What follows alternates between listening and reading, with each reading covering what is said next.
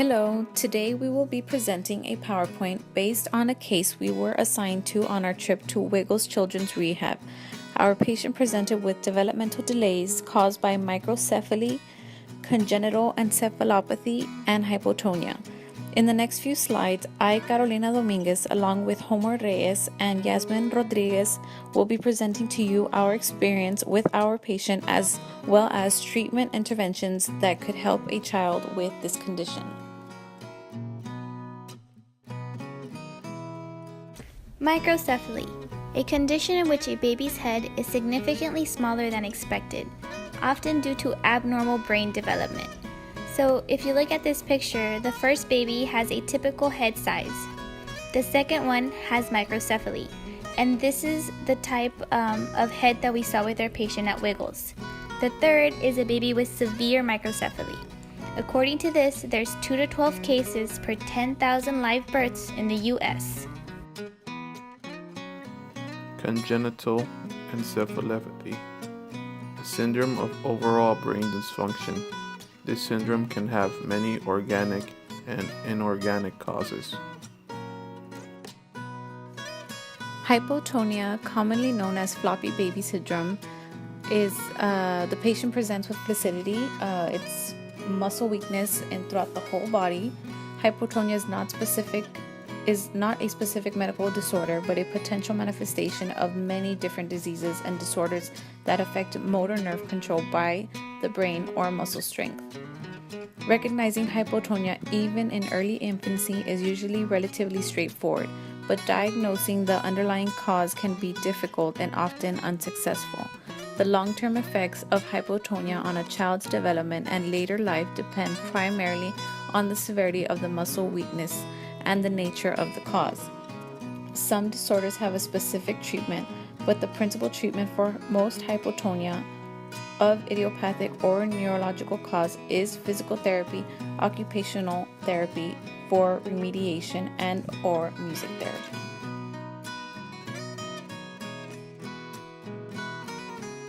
Developmental delay, a condition of a child being less developed mentally or physically than is normal for his or her age. They're delayed in gross motor skills and fine motor skills, lifting head while in prone, rolling over, supine to sit, remaining seated, balancing, crawling, walking, in speech, and intellectual delay. The normal 6-year-old child jumps from 12-inch heights, throws with one step forward, catches small ball with one hand. So our 6-year-old patient can jump from 7-inch heights. She jumps up 1 inch without falling. She catches the ball with both hands in sitting and also can throw the ball, but only using both hands while sitting, and falls with running. We were able to witness her running around the clinic during her therapy, and she did fall, and this was due because of the lower extremity weakness. Another surprising thing that we were able to witness was that she could not come to sitting without assistance. She could not hold her head up. It would drop as we were trying to sit her up. She did need quite a bit of assistance to come to sitting. So our patient is has some delays in a few areas due to the hypotonia that she presents. Peabody Developmental Motor Scale, 2nd edition. What we did here was we added the patient's oldest Peabody scale scores for stationary and locomotive tests. This is the top table where our patient was evaluated at 59 months, about 2 years of age, and her newest Peabody scale scores. This is the bottom table where she was evaluated at 72 months or 6 years of age. As you can see, our patient is delayed in both stationary and locomotive tests for her age. If you compare both of these tables, you can see some improvement between both of the scales. Hopefully, if the patient continues with physical therapy, she can get stronger and live a more normal lifestyle. We'll go ahead and leave this slide up a little bit longer so y'all can just look at the tables a little bit better.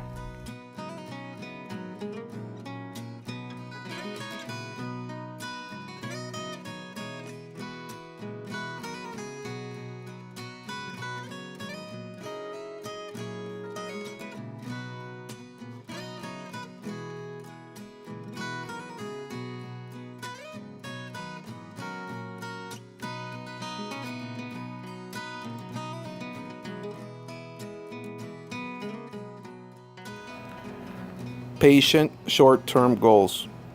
1. Child will walk up and down 5 steps without rail assistance. 2. Child will complete 3 seconds of tandem standing in 4 out of 5 trials. 3. Child will jump 1 inch in 4 out of 5 trials without falls in 4 out of 5 trials. So as we were able to look at the patient's chart, we saw that the patient's long-term goals were for the child will complete floor to stand transfer activities independently 4 out of 5 trials. The child will increase speed from running 45 feet in 10 seconds to under 8 seconds in 4 to 5 trials, and child will walk 4 feet on taped line without heels touching toes in 4 to 5 attempts.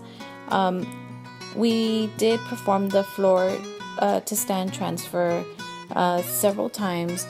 The patient would pick up an object and give it to the assisting PTA, and she did need quite a bit of assistance from the floor to stand transfer, so that is a goal she will hopefully be meeting in the near future. And with running, her speed was actually fairly well. The problem was that she would fall, so that goal looks like it can be met soon if we can help her increase strength in her lower extremities.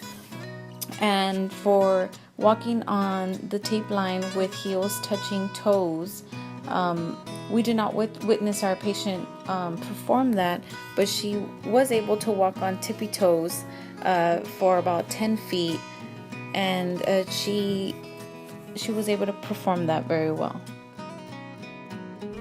Treatment interventions. We were lucky enough to work with a real patient at Wiggles, and these are some of the interventions that we did with her. We had her standing on her tiptoes with her hands over her head and hold it there for 8 seconds, walking on tiptoes 10 feet, climbing stairs without upper extremity support, a single leg stance and hold it there for 8 seconds, supine to sit without going into prone, she was min assist times 1, and squatting to pick up objects from the floor and coming up to standing, she was max assist times 1. In this slide, we have the pictures of the treatment interventions we did with our patient at Wiggles. So we have a little girl coming up the stairs. She's holding on with one hand, and soon that'll progress to no hands. And then we have a little girl working on her core because our patient couldn't come up by herself or sit up by herself from supine to sit.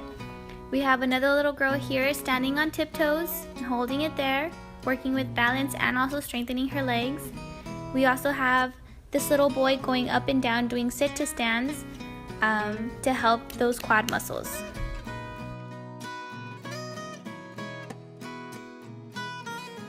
So for the prognosis, based on the chart, we can infer that the developmental milestone will not grow from baseline. Our patient is slowly improving.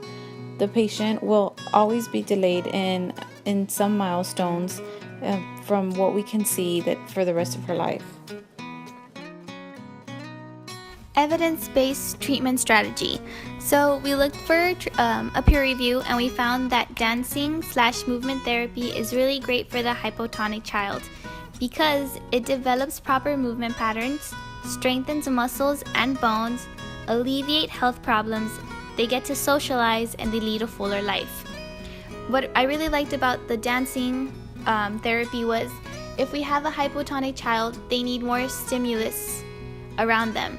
So having music, maybe some dance lights, like some of those disco lights, and having them move around and dance is going to help them get stronger. Plus, we're facilitating them to use their muscles by having a fun environment. Current treatment interventions. Improve postural control and movement. This can be accomplished by using different methods. The first one would be positioning. This promotes symmetry and midline control throughout the body. Therapeutic handling by using different cues such as tactile, vestibular, proprioceptive, visual, and auditory will assist in normalizing postural tone. Inhibition and facilitation. Generally, the first movement will be inhibitory, followed by facilitation into normal patterns of function and movement. Another method would be water therapy. This alters muscle tone abnormalities, decreases gravitational demands on postural muscles, and also decreases the resistance of movement of the extremities. Lastly, implementing a home exercise program. This ensures that activities are done at home to encourage repetitive practice.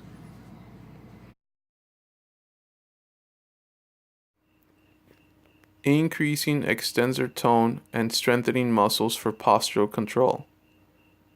Rapid movement using anterior, posterior, horizontal, or angular movement while in prone. For example, having the patient over a ball will facilitate automatic postural extension of the head, trunk, and extremities. Also, rapid and irregular bouncing and movement will elicit postural or extensor responses, such as having the patient sit on a therapist's lap or a ball, or using a hammock swing.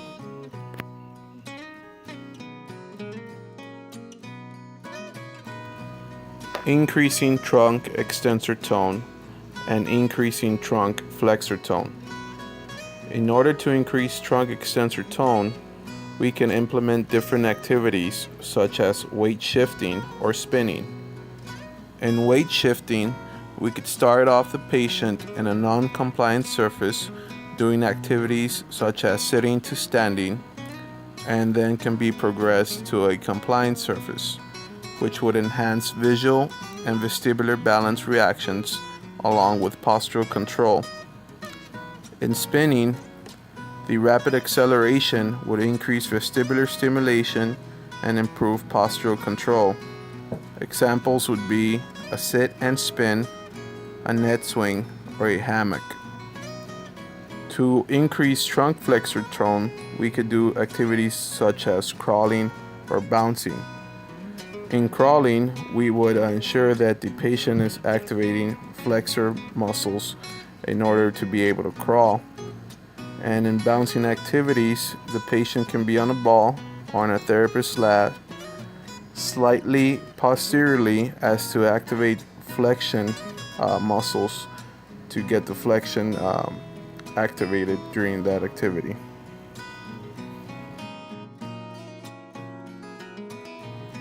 Additional treatment strategies. For low tone patients or who suffer from hypotonicity, it is beneficial to have a more stimulating environment to arouse their central nervous system. No matter what their functional level is, it is critical to teach movement that can be translated to function.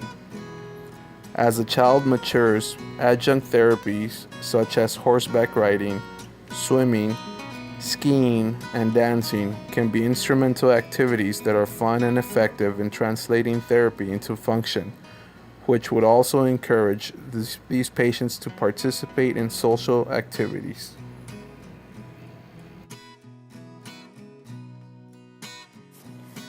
For a reflective statement, we would just like to point out that our experience with being able to observe patients in the pediatric clinic was a great experience and really brought to life the handling techniques and the proper way to approach a pediatric patient. We cannot approach them the same way we would a geriatric patient, or even an older, an adolescent. These children are much younger and they need a different approach to help them be excited about therapy and excited about improvements and meeting goals. Luckily, our patient was compliant and very motivated to participate.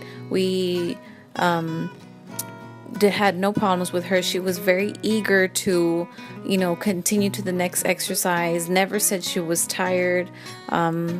Overall excited and motivated.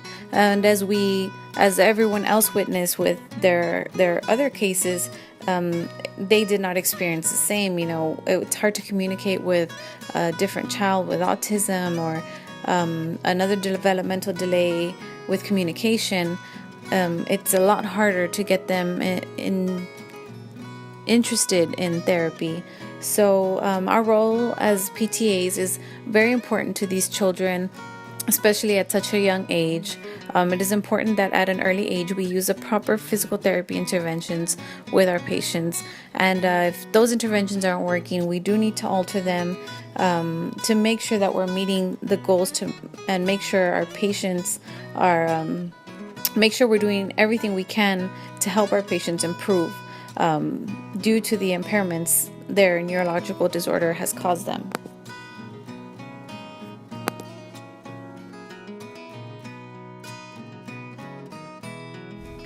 References. These are the 2 references we used in our PowerPoint presentation.